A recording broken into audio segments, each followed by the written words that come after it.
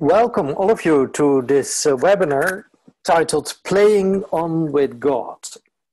I'm your host tonight and I'm Marcel Barnard, Professor of Practical Theology at the Protestant Theological University in Amsterdam.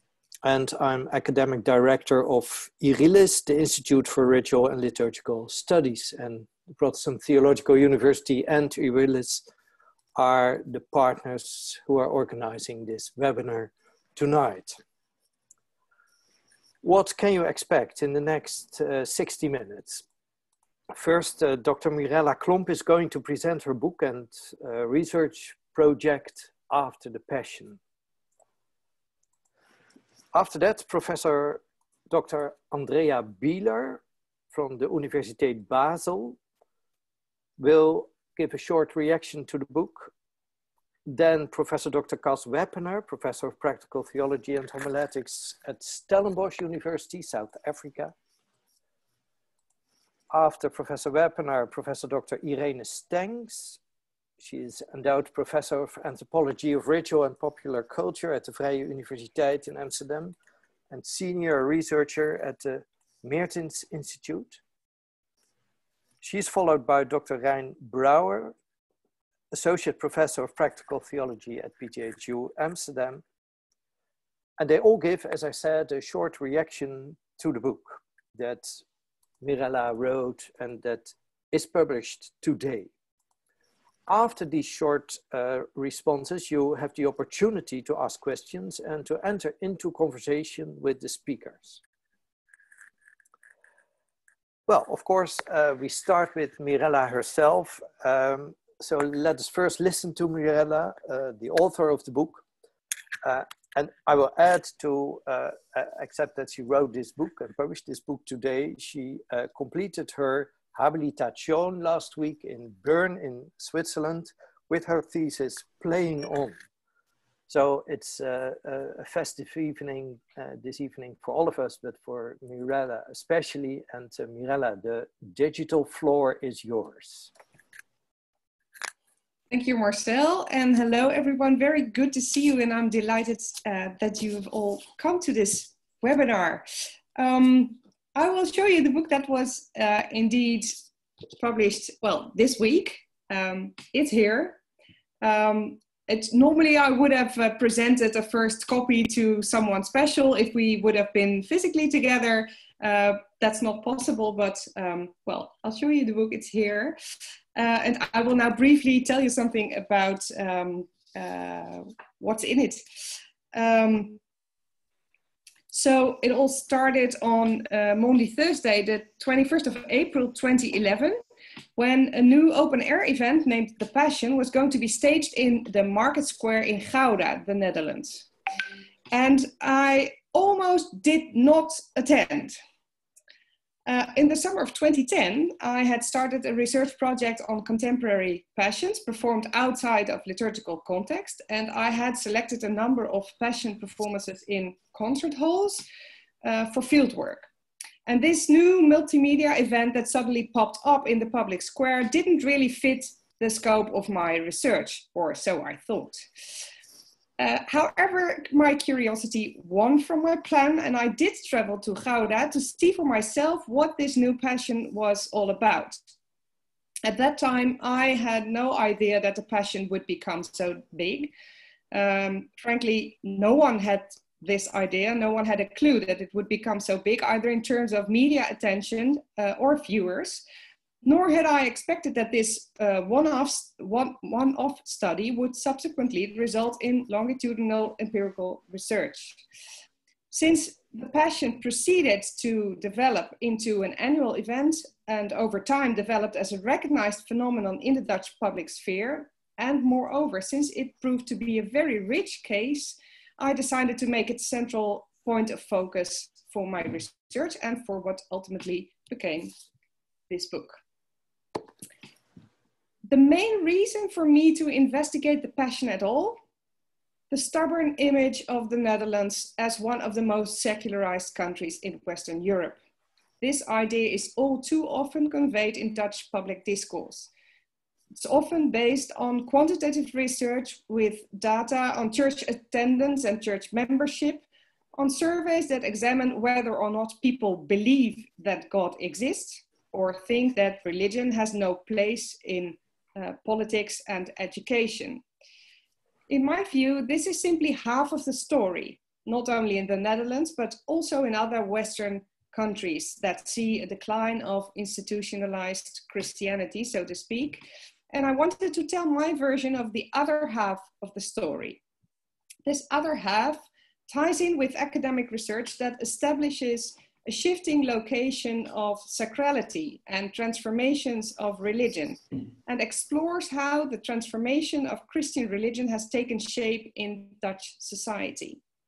Using the Passion as a case to demonstrate how people in our late modern society deal with the sacred, I wanted to contribute to a deeper understanding of the transformation of Christian religion after the devastating impact of the decline of religious institutions in contemporary late modern Western Europe.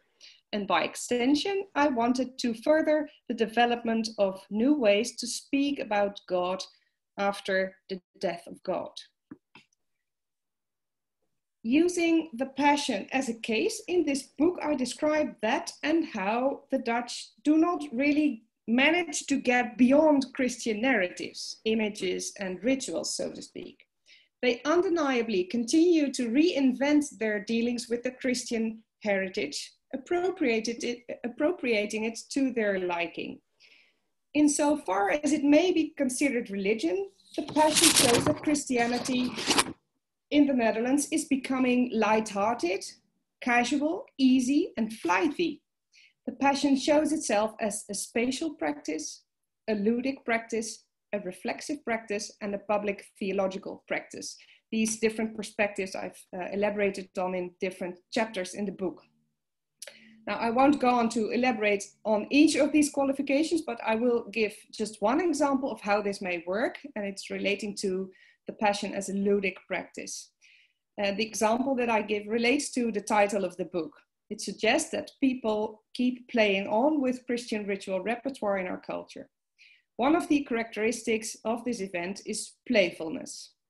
Humor, more specifically irony, is regularly applied in and around the Passion, such as in this tweet, I quote and unquote, I quote, "They should make a book about this," unquote. A simple joke, of course, that book already exists in the world outside of the play. Yet it's not just the public that makes jokes around the Passion. The organizers also employ humor in the Passion. In one of the editions, when the Jesus figure goes shopping to buy food for the Last Supper and approaches a food stall, he walks by a man who reads a glossy named Jesus. I will very quickly try, I was going to try to show you one picture. Esther, can you allow me to quickly share my screen? I did. Yeah, thanks. It's this picture that is in the course of the broadcast is shown. So on the right-hand side, you see the character of Jesus, and he walks towards the food stall and walks by this man that reads this glossy magazine with the title Jesus on it. That's of course a big wink to the practice of publishing glossy magazines with the names of celebrities on it. The as if character is important in the Passion, as it allows those who do not self-identify as Christians and do not wish to be considered Christian participants either, perhaps, to play along. Play here is considered as the human capacity to deal simultaneously and subjunctively with two or more ways of classifying reality. This definition is taken from André Drogers. This capacity allows participants in the Passion to combine the reality of here and now, of actually standing in the square in front of the stage or watching the broadcast of the Passion at home on the couch, with the biblical story as if it were real.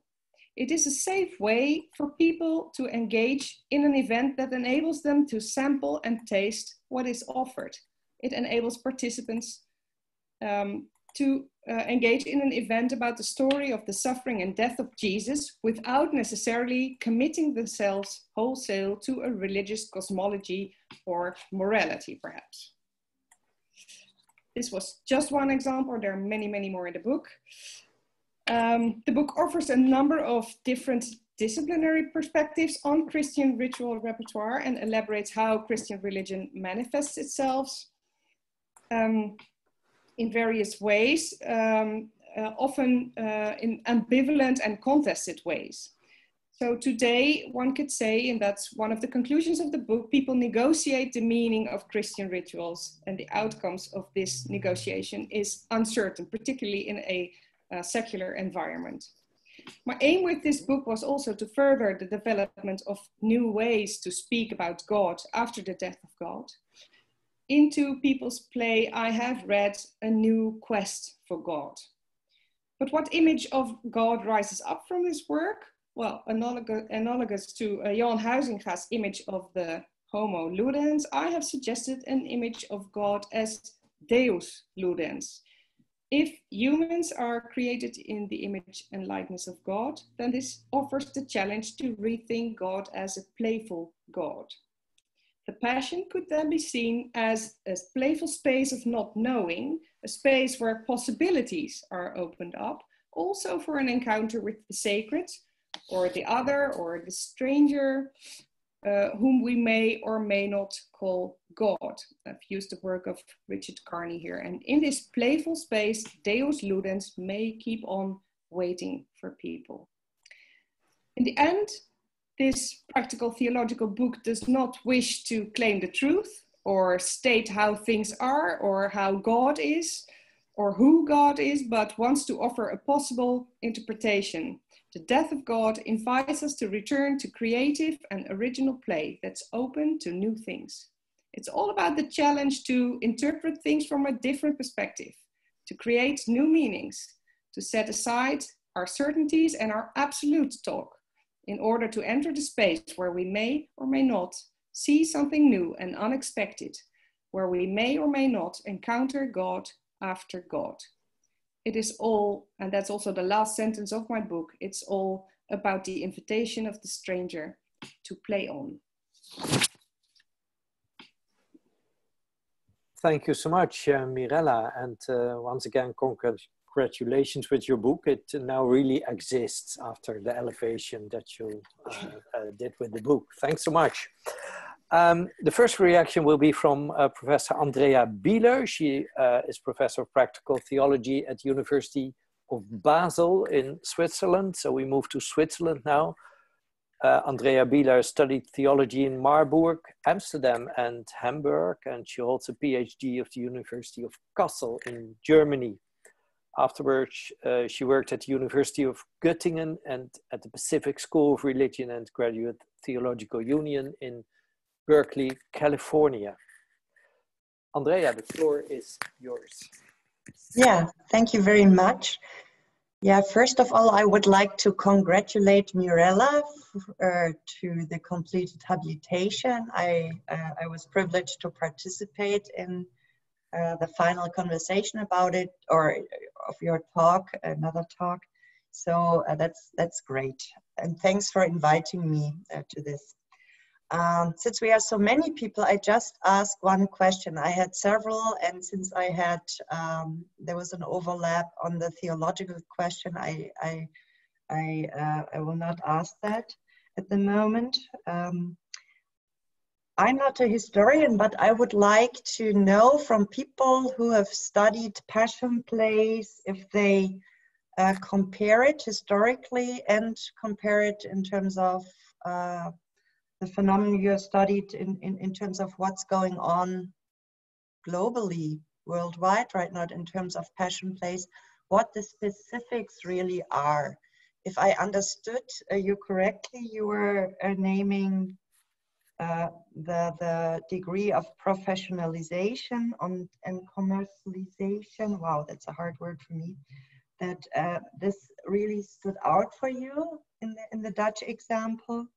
And And I was one, and the aspect of fandom, so that those who were the actors there was a kind of a fan cult around some of them, and I thought,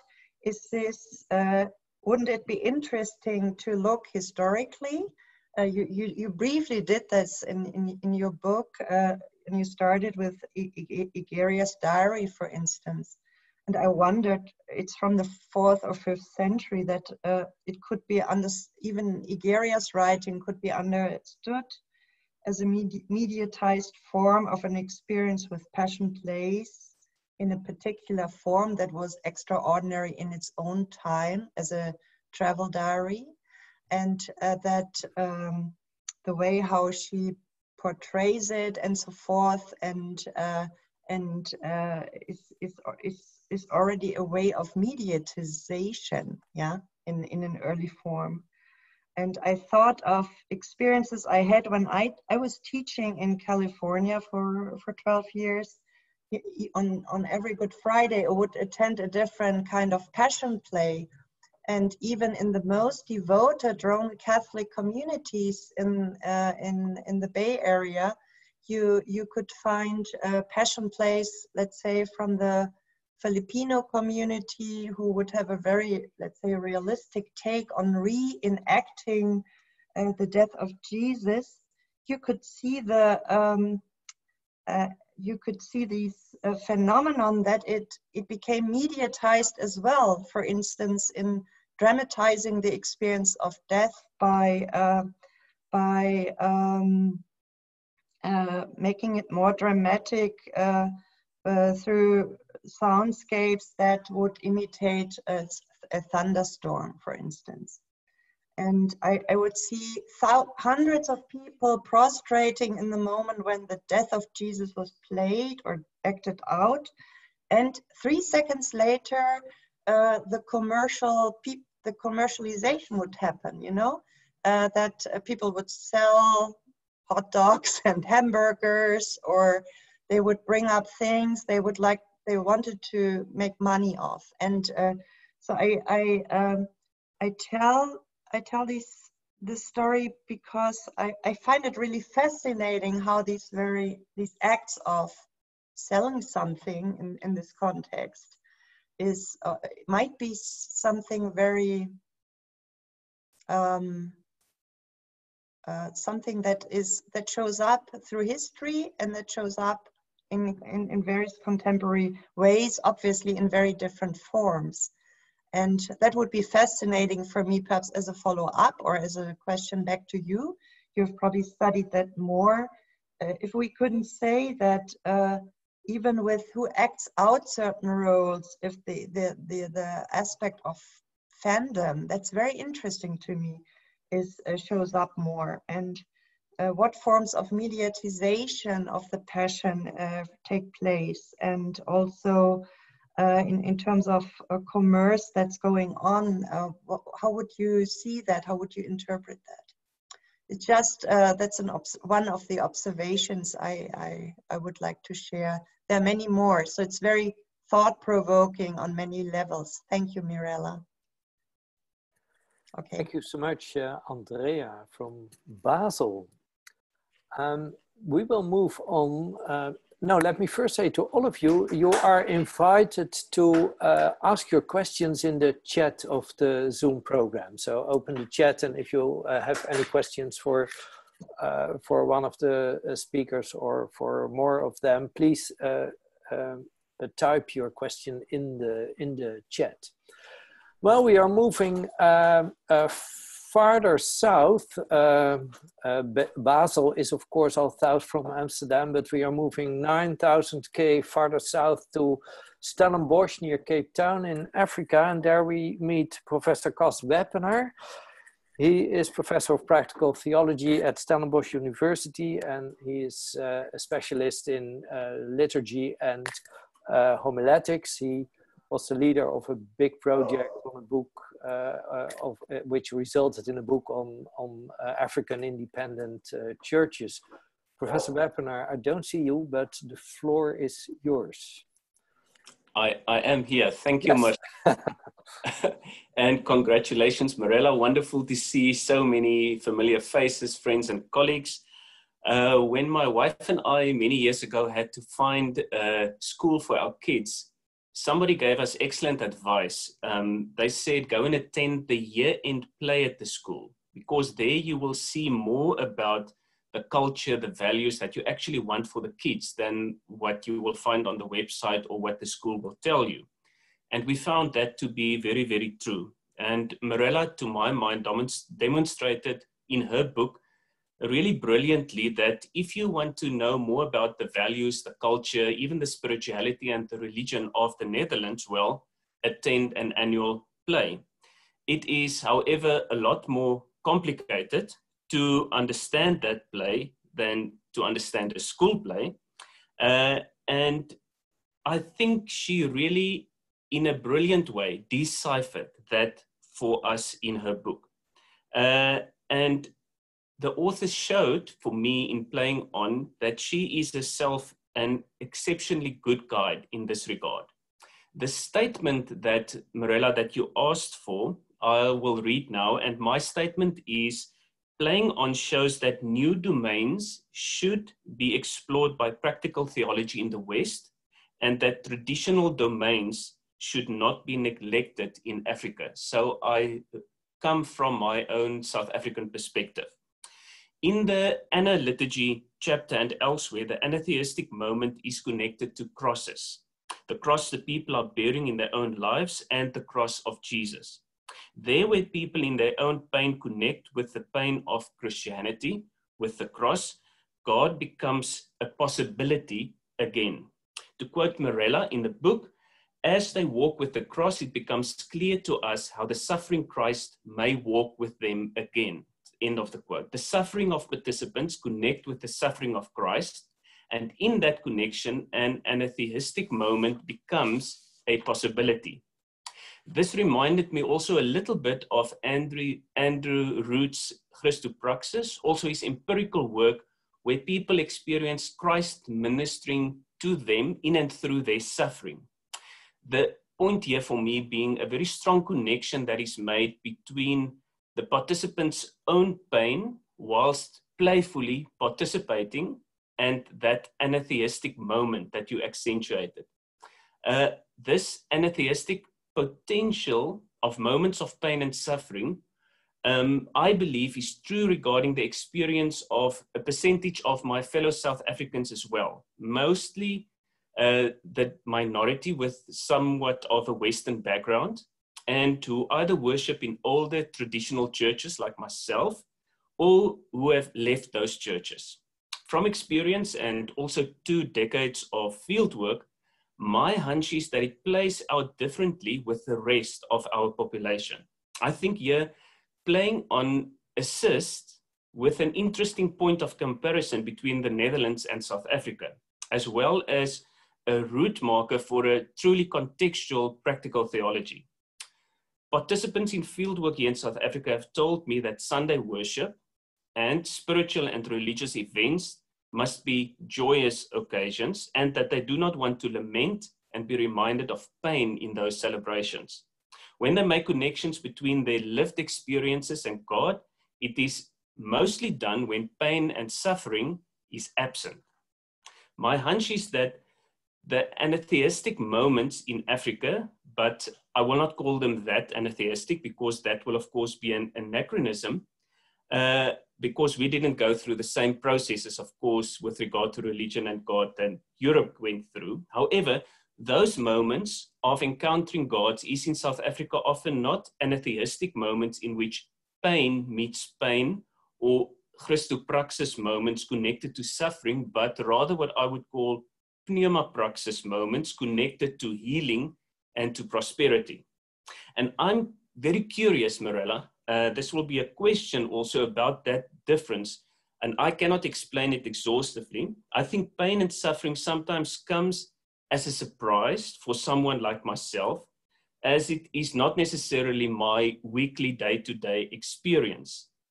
And then the otherness of that pain that I experience maybe holds some anatheistic potential. However, it seems like when pain and suffering is indeed the day-to-day weekly reality, then the anatheistic potential comes more regularly in a different format. Then the connections are made between the potential, I think, absence of pain and suffering, thus the presence of healing and prosperity, and the connection is then made with the Spirit of God.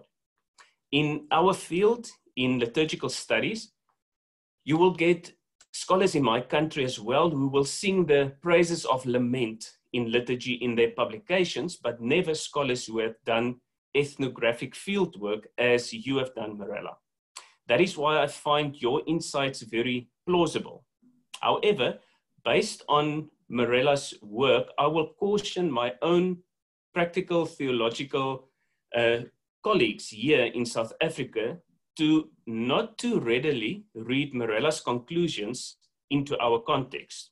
Also, not too quickly leave the existing churches and church spaces when they do research and uncritically adopt a lived religion approach in our work.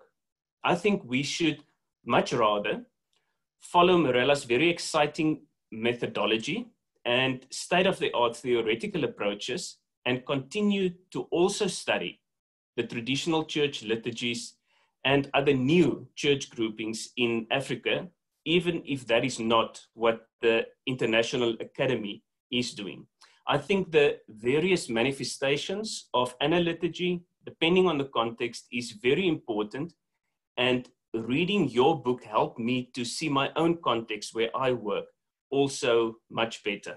So Mirella, in light of the above, do continue playing the game of practical theology in the way that you do. I think your excellent theoretical and methodological approaches is of great value in Europe, but also beyond Europe, very much so also in Africa. We have already ordered your book for our library. Thank you.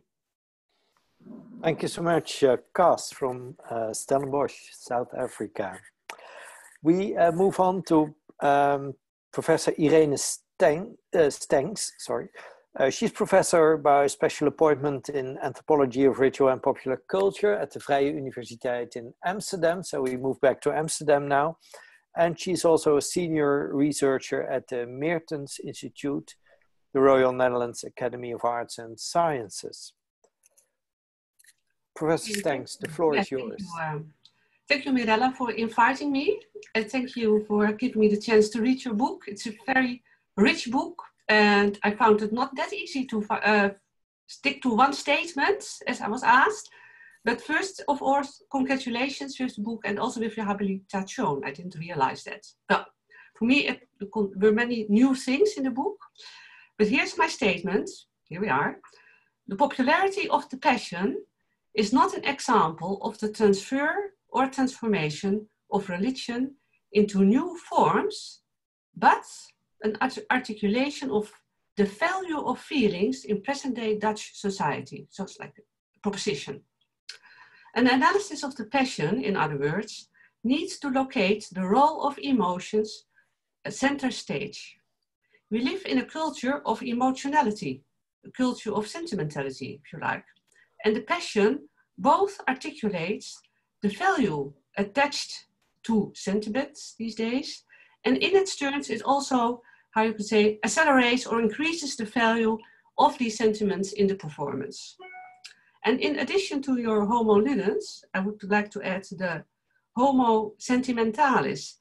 In 1991, the Czechian writer Milan Kundera introduced these notions, and I quote him: "Homo sentimentalis cannot be defined as a man with feelings, for we all have feelings, but as a man who raised feelings to a category of value.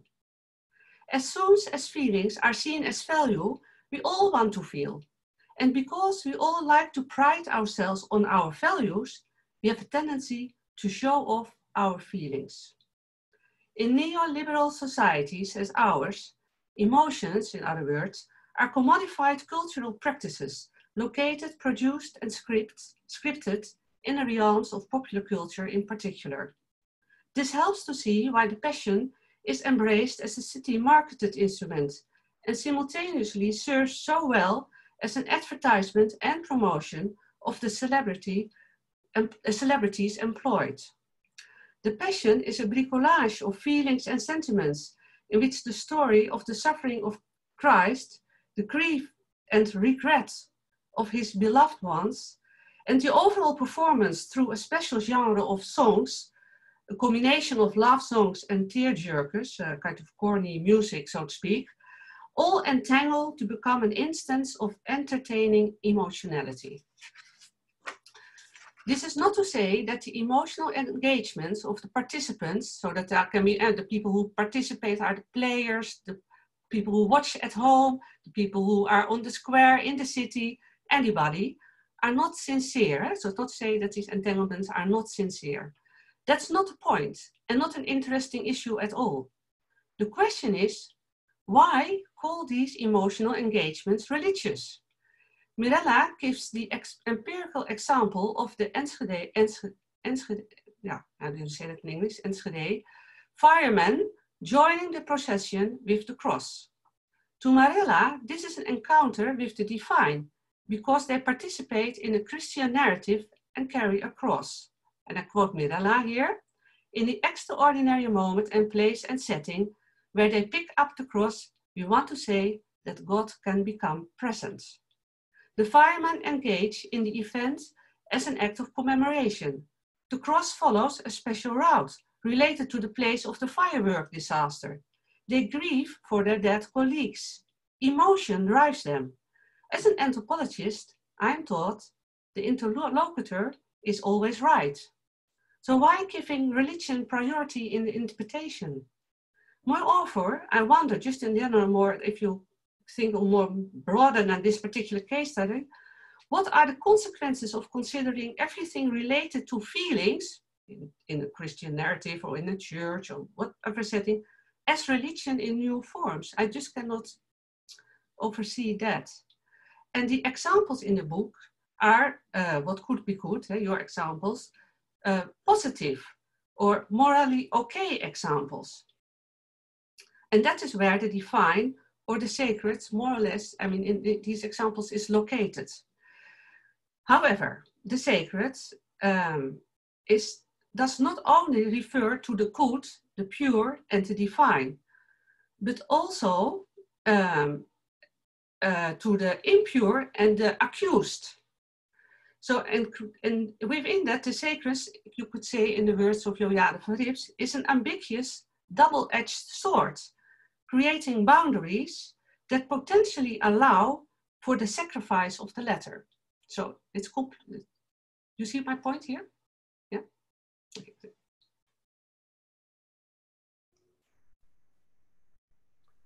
Thank you, Irene, for your contribution from Amsterdam.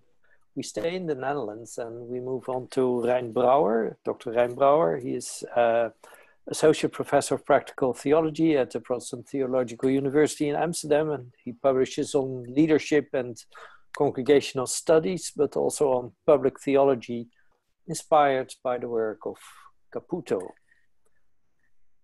Rein, the floor is yours. Thank you, Marcel. Mirella, I'm happy that the book is there, and I'm particularly happy for you, of course. My statement is a rhetorical question.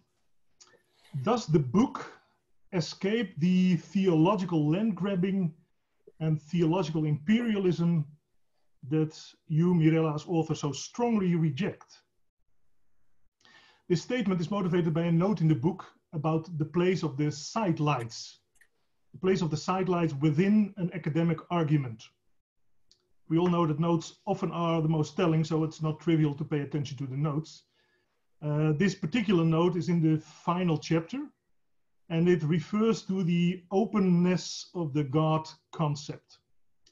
And there, Mirella writes, I quote, "To any reader who undertakes a quest for God, these sidelights have reached out even more than the arguments offered in the chapters, which is why I have presented them as interstitial reflections instead of integrating them into the overall narrative of the book. End of quote. To me, there seems to be an inconsistency between the two independent clauses. The clauses on, respectively, outreaching sidelights and the presentation of interstitial reflections. One would expect Mirella to present the interstitial sidelights as her main arguments, because theologically speaking, they bear the most weight. But that's not how she writes it. The book takes two approaches, the overall narrative one and the interstitial reflections approach, I like to call it. On the one hand, the book is an insightful and well-written exploration of a religious and ritual phenomenon in Dutch society, which is quite fascinating and which complicates the reputation of the Dutch as completely secularized, to say the least. With her monograph, Mirella contributes to a better understanding of the negotiations that are going on in the public sphere with regard to religion and the sacred. On the other hand, she plays with an imaginary God playing with us. In the 4 sidelights, consisting of a sermon, a fictional tweet, a meditative exegesis, and a pastoral letter to her brothers and sisters in Christ, in those 4 sidelights, Mirella states that God can be found in surprising locations, even in places of conflict, of opposing interests, and of controversy and dispute.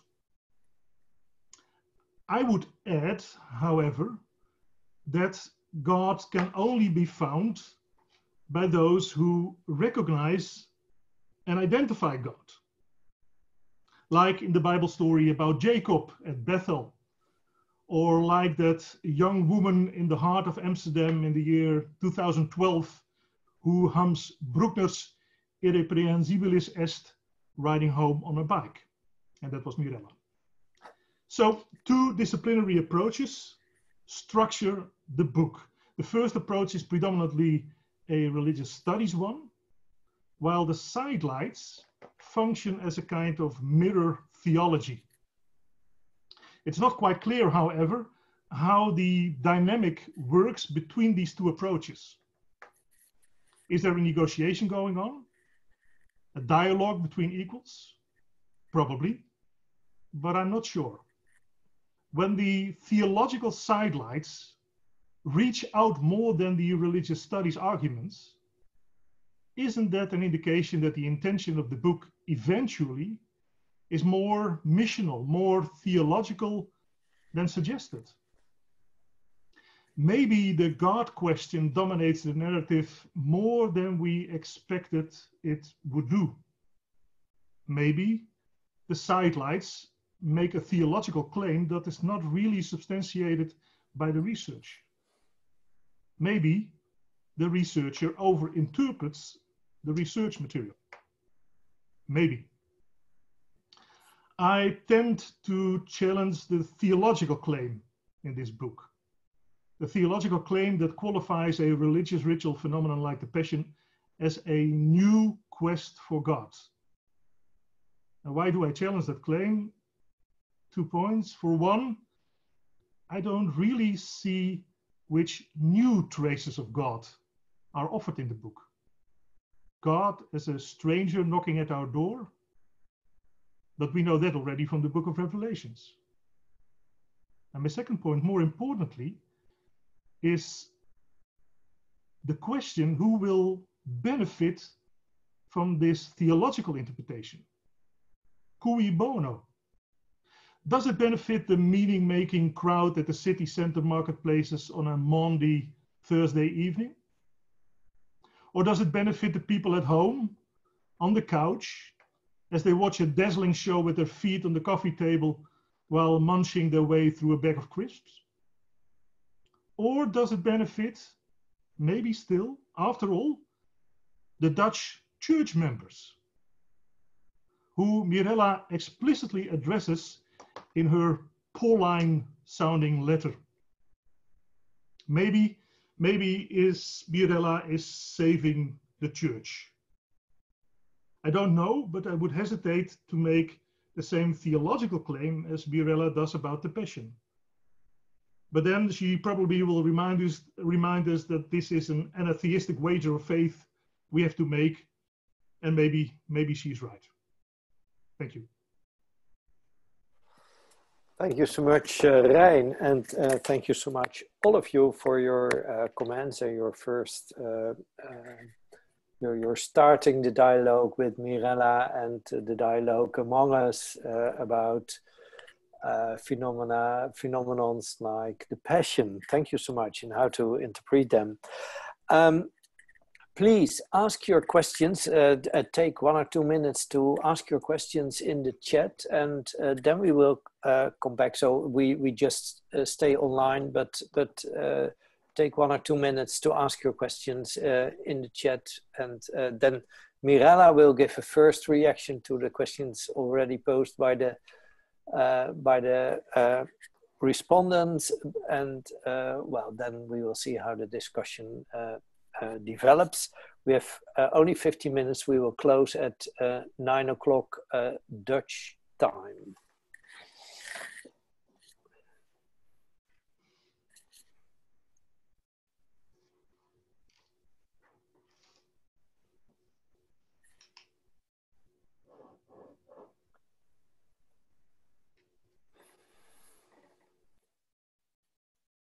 And by the way, you can see the statements of the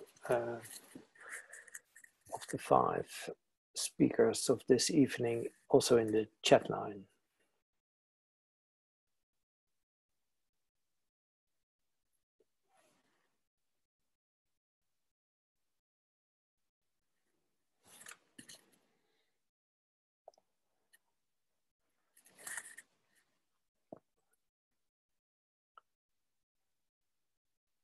Okay, Mirella, shall we start with you and give some first, well, answers is probably too much, but some first thoughts after everything that has been said to you, and all the reflections on your really existing book now. Yes, thank you. It's an impossible mission, I think. There are many interesting things have been mentioned. Perhaps I could just very briefly go back to Professor Bieler's comments or questions on how new actually this event is. Is it really that new? That's how I understood your question. You also referred to the economic aspect that you saw elsewhere in Passion performances. Of course, I recognize that, and I think even one of the remarks, one of the points of critique mentioned in the Netherlands, referring to the Passion, was that it's such a spectacle, and the story of Christ and the suffering of Christ, that's not a spectacle. Well, if I'm not mistaken, the word spectacle is already mentioned in one of the Gospels. We have a New Testament scholar present in the room here, so he can perhaps tell us a little bit more about it. But I assume that even the historic event was a spectacle. I mean, seeing someone with a cross along the road, and many people watching that, I think could well have been a spectacle. Also, these economic aspects, I'm sure they've been part of things. Also, when you see other rituals of pilgrimage, for instance, there is always that economic aspect. So I don't think that that's a unique thing here in this event. What I think is new, and that's also, yeah, it's perhaps also a disappointing remark. Indeed, every practice is extraordinary in its own time for the particular combination of elements. And I think that one of the main things that plays a role in this event is the entire secularized context, which which is a very different context, for instance, than when you go back to Igeria, of course, in the 4th century.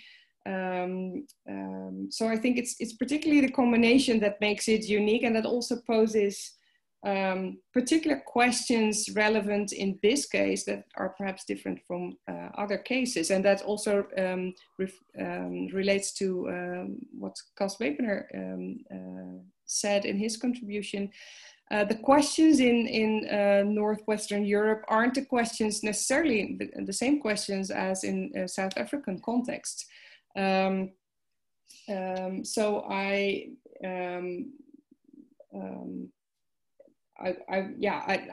join you, Cas, when you say that South African practical theologians should do what they ought to do and should research the things that are of interest in your situation, even if that's not what practical theology internationally is doing. You said, I wonder whether practical theology internationally is doing the same thing. I mean, many practical theologians are doing very different things in different contexts. So, and the South African one is one of those.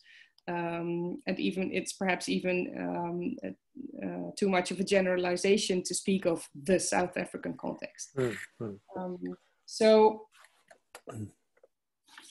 yeah, that would be a very brief first response to Andrea and to Cas. I wonder whether, well, I would like to discuss with Irene Stengs. We could discuss this for hours on end. I think there's just one thing that I was wondering when you emphasize the role of emotions, and in your statement also seem to create a an opposition, well, not an opposition, a contradiction, or or a binary of religion on the one hand and emotions on the other hand. I don't necessarily see why these are opposed to each other, and also why emotions or sentiments could not be part of religion. I think it's often, I mean, when I, on Sunday morning in the liturgy in church, sing a particular song that's surrounded by a lot of memories, and that make me, well, a bit sentimental perhaps, that relates to how in that particular event, well, perhaps I encounter God, or it relates to my response. I totally agree with you. Of course, it's not in opposition, but it's the other way around to interpret all these occasions, which are feelings and sentiments, as moments where people, for instance, experience or find God. Then you turn it around. So actually, that's my point. You see? Yeah, I see. I don't think I did in the book. I very carefully tried to say that there's always the possibility to find God. So I want to keep that open, because I'm not going to define for people that what they are doing is religion or not. And in the very beginning of the book, I say that I want to investigate the transfer and transformation of religion, and I use the case of the Passion, but I immediately add there, I think already in the introduction, that the Passion is religion and it's not. At the same time, it's not. So it's difficult to pinpoint it. And that's, I think, always the case when it relates to a divine encounter. It's hard to pinpoint it. Andreas, I won't go into discussion because we have not so much time. But Marcel? Yeah, Mirella, there are many questions also from other people. So if you allow me, sure. Were you ready with your answers, or I mean, there's a lot more to say, I understand, but well, perhaps very briefly on Rein's question on who are we actually, who am I actually doing this for? This whole exercise of reading a quest for God into these practices. As I already said, I don't necessarily wish to say that what people do is performing a quest for God, or I think that what I wanted to do is rather in their practices and meaning making, read a quest for God as a possibility to encounter God anew, and that can be in those events, but also in other events. So I was actually looking for instances where we could trace, where we could find traces of God, not necessarily to say that God is there or that what people do is religion, but to find or rediscover ways of finding those traces. So, and perhaps it's true that if one doesn't recognize God, then there's no use in doing that or trying to do that. But I've also noticed in the past 10 years that being also in the media and being interviewed, and also in writings, engaging with discussions on the Passion, that a lot of people, particularly perhaps those who have a Christian background and who have some sensitivity for the sacred, and who are don't self-identify as religious necessarily, but who have this sensitivity, rediscover that there are other options to think about God in not so very traditional ways. And often what has struck me is the surprise that religion, or that tradition, or that liturgy, or even God can be thought anew and also can be rediscovered. So yeah, perhaps perhaps I was the only one who benefits from this. Perhaps it's also Dutch church members that may be the case, or people who've left the church but have this kind of sensitivity. But perhaps also more people who are interested in such questions in general. It's all a conversation starter, I think. That's how I meant it. Mirella, thank you so much. There's a question of Mark Porter, and he says, you proposed that we play with God. How would you propose that we might begin to do that in the current world situation?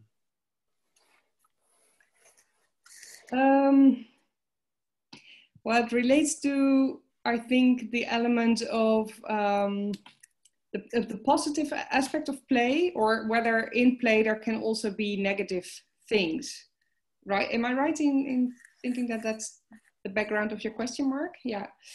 Well, there's one of the sidelights, and I think you know that, the sidelight with the tweets,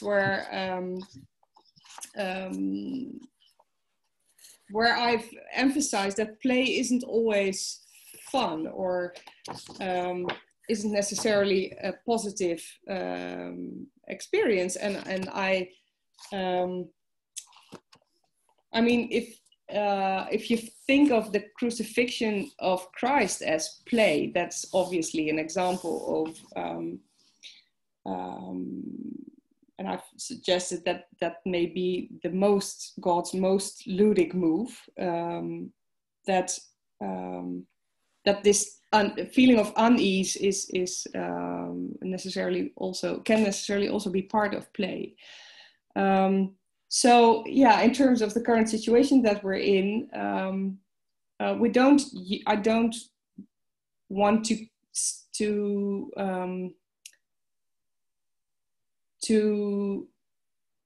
only use this metaphor of play for the positive and the nice interaction of God and human beings. And I think that running away from the play, or humans trying to become the master of the play, that's also aspects of the divine, the interaction between humans and the divine. So it's not always fair play either. I think that's my answer to your question. Okay, but there's more to be discovered there. Yeah, thank you. I understand. I pick up a question of our esteemed colleague Lisette Larsson-Miller. She's the former president of the Societas Liturgica, and she accidentally sent a question to me, so privately. So I will pick it up, Lisette. Thank you. And she writes, the Dutch reinvent the Christian narrative. Is that opposed to the consumer culture syncretism that we see elsewhere around the world? Do I see that question? No, you don't, because it's... Could you repeat it then, please, for me? Do you allow me to copy it to all, Lisette? Yeah, the question is, the Dutch reinvent the Christian narrative. Is that opposed to the consumer culture syncretism that we see elsewhere around the world?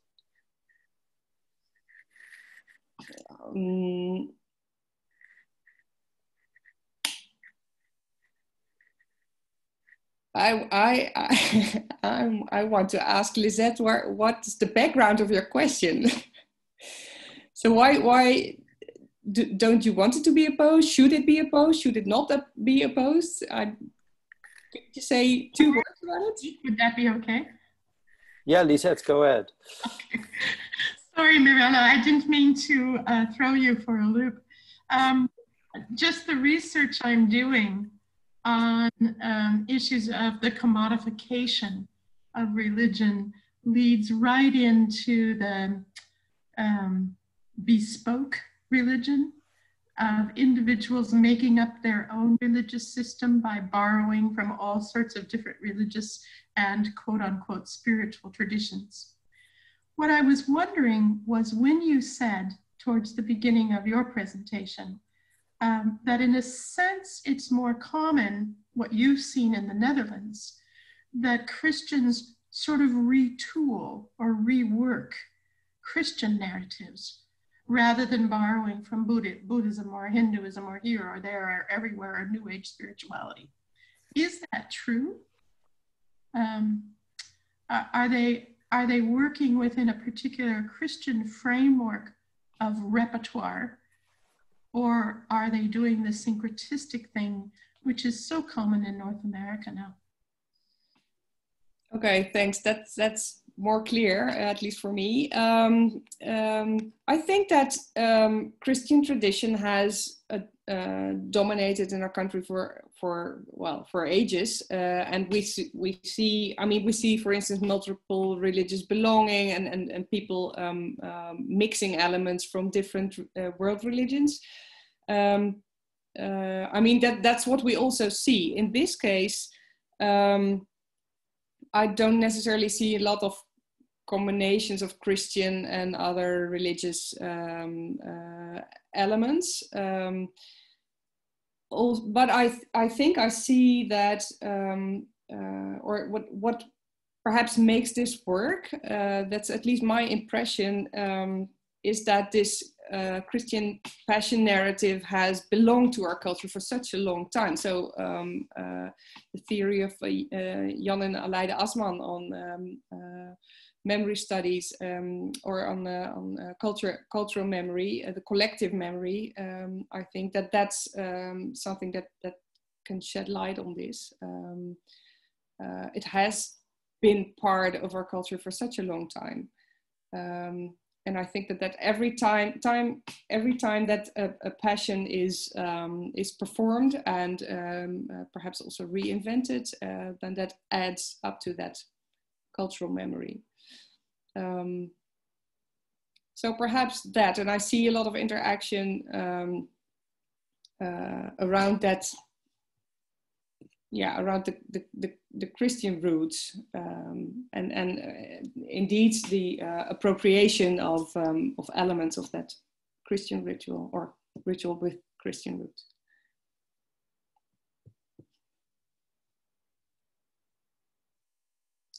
Marcel, your microphone is still off. Sorry, thanks.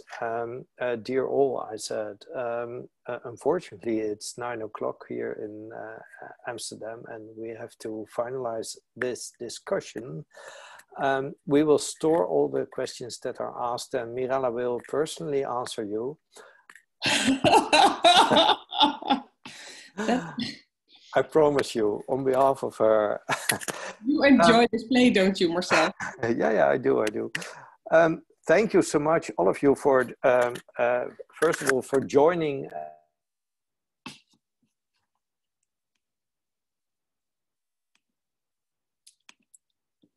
Marcel, nog een keer je microfoon. Sorry, something is going wrong. I don't know what. Where did it end? I said thank you to all of you for joining us this evening in this webinar. Thank you especially for the presenters for reacting to the book of Mirella. And Mirella, thank you so much for organizing this webinar, and Esther. We will continue the discussion, and thank you so much. Have a good evening, all of you, a good afternoon in the United States, and we will see you later. Thank you so much. Thank you all.